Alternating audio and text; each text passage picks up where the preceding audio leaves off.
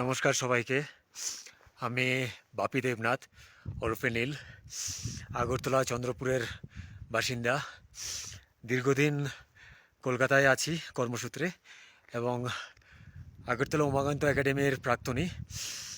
আমি 21শে মে 2024 কলকাতা থেকে একটা সাধারণ সিঙ্গেল গিয়ার সাইকেল নিয়ে যাত্রা শুরু করি মাউন্ট এভারেস্টের উদ্দেশ্যে, এবং আমার রুট ছিল কলকাতা, বানারস, অযোধ্যা, সানোলি বর্ডার, কাঠমান্ডু, ভূখণ্ডবেশী, গুরমি, ওখলডুঙ্গা, সাল্লেরি, নামচে বাজার হয়ে আজকে 14ই জুলাই 2024 10টা 55 মিনিট ভারতীয় সময় অনুযায়ী এভারেস্ট বেস ক্যাম্প কমপ্লিট করি। এবং এটা কমপ্লিট করার সাথে সাথে একটা ওয়ার্ল্ড রেকর্ড ক্রিয়েট হয়, যেটা হচ্ছে প্রথম বাঙালি সাইক্লিস্ট হিসাবে আমি এই রেকর্ডটা করি এবং ভারতবর্ষের তৃতীয় সাইক্লিস্ট এবং পুরো বিশ্বের মধ্যে অষ্টম সাইক্লিস্ট হিসাবে এই রেকর্ডটা করা হয়।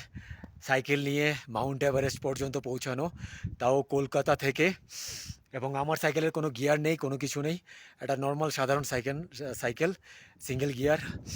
এই পুরো সাইকেল জার্নিটা আমি আমার বাবাকে উৎসর্গ করেছিলাম এবং সেই সাথে এটা যে রেকর্ড ক্রিয়েট করবে সেটা আমি জানতাম না।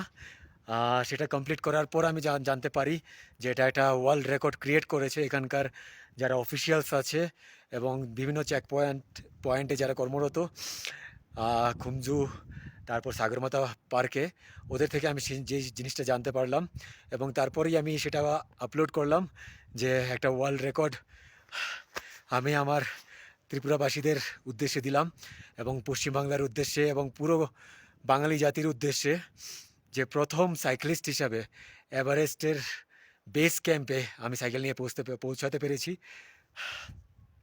সেটা অনেক বড় পাওনা আমার কাছে, আর অবশ্যই আমার ভারতবর্ষের জন্যে অনেক বড় একটা প্রাপ্তি।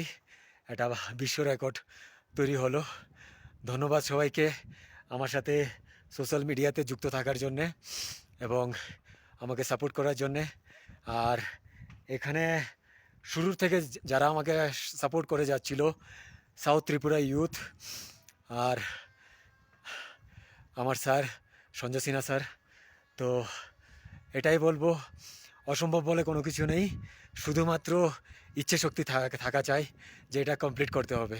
অনেক দুর্গম রাস্তা দিয়ে আমাকে আসতে হয়েছে, অনেক মৃত্যু মুখে আমাকে পড়তে হয়েছে, কিন্তু আমার শুধু একটাই ইচ্ছে ছিল যে এটা আমার কমপ্লিট করতে হবে, যে কোনো মূল্যে হোক কমপ্লিট করতে হবে।